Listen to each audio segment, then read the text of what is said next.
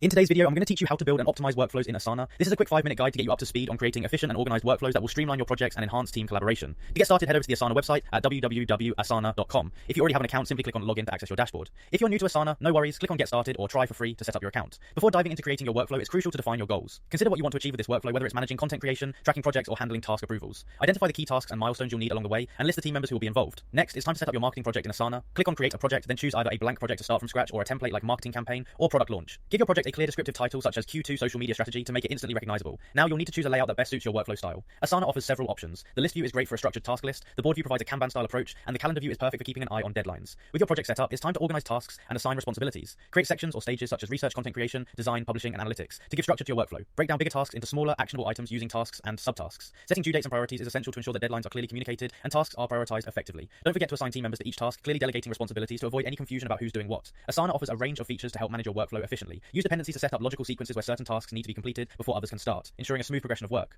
Custom fields can be incredibly useful for tracking task progress, priority levels, or budget allocation. Think about automating repetitive actions to save time. For instance, you can set tasks to automatically move to the next stage once they're completed. Lastly, for any content requests or approvals, take advantage of Asana's Forms functionality, which streamlines the submission process and keeps everything organized in one place. By implementing these steps and utilizing Asana's features, you can build and optimize workflows that are not only effective but also adaptable to your team's evolving needs. Thank you for watching, and I hope this guide helps you create a more productive and organized workflow in Asana.